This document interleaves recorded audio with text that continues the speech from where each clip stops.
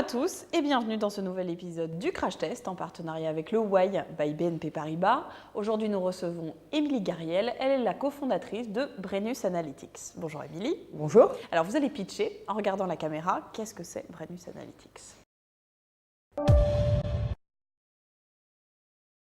Brennus Analytics aide les entreprises B2B à améliorer leur marge et leur compétitivité en optimisant le prix de vente de leurs produits et de leurs services. Concrètement, on a développé un logiciel SaaS de pricing, donc d'optimisation des prix de vente, qui repose sur une technologie exclusive d'intelligence artificielle made in France. Le juste prix pour les industries donc. En fait, souvent on se dit que le prix c'est quelque chose de simple parce que finalement ça remonte à la nuit des temps. Sauf que si on se place dans le cadre d'une entreprise, par exemple qui vend à des professionnels, elle n'a pas un produit à vendre, mais des milliers, voire des centaines de milliers. Elle n'a pas un client, mais des centaines, voire des dizaines de milliers de clients. Et donc il y a autant de combinaisons prix, ça peut faire des milliards de combinaisons prix à gérer. Et en plus de ça, aujourd'hui, le prix, on sait qu'il est impacté par tout un tas de variables. Qui sont par exemple, je vais vous parler de la météo, de la concurrence, j'ai des contraintes de stock, j'ai des contraintes de production. Donc j'ai une multitude de facteurs à prendre en compte, ce que vous, en tant que cliente, vous allez être prête à payer pour mon produit, mais aussi ce que moi je veux faire et quelle est ma stratégie. Merci beaucoup Émilie. Face à vous, nous avons invité Roland Stasia. Bonjour Roland. Bonjour. Vous étiez directeur du contrôle de gestion de la R&D de Renault et c'est à ce titre que vous allez challenger Émilie Gariel. C'est à vous. Je voulais savoir comment vous gagnez de l'argent. Alors nous, on a un business model SaaS, c'est-à-dire qu'on facture un abonnement pour l'accès à nos services et on facture également des frais de mise en place.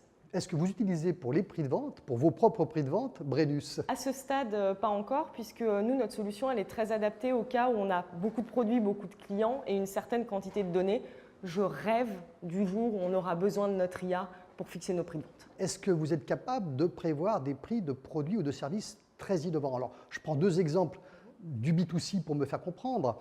Lorsque la valise Delsey a été inventée avec des roulettes, elle a été vendue 2 fois le prix de la valise sans roulettes. Plus récemment, Dyson est leader en UK avec un sèche-cheveux à 400 €.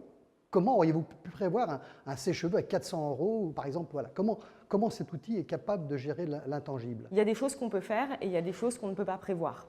On peut, si on a des expériences par le passé, essayer de trouver des voisinages, des expériences un petit peu similaires, que ce soit en interne ou que ce soit dans des sociétés autres. Ce qu'on ne peut pas faire, c'est prédire avec précision, c'est qu'on n'a pas une boule de cristal, quelle va être la réponse du marché. Et donc, dans ces cas-là, les tests restent la meilleure façon d'approcher la valeur perçue et donc la propension à payer du client.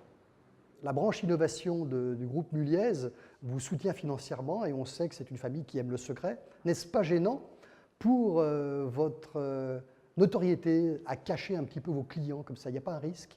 Alors aujourd'hui, on ne cache pas nos clients en raison de notre actionnaire. On cache nos clients parce qu'ils nous demandent de respecter des accords de confidentialité. Et je pense que la raison principale, c'est un certain tabou en France autour du sujet du prix. Dire qu'on travaille ses prix, ce n'est pas toujours bien perçu. Je pense aussi que c'est pour garder un avantage concurrentiel et faire peur à leurs concurrents. Merci beaucoup, merci à tous de nous avoir suivis et à bientôt pour un nouvel épisode du Crash Test.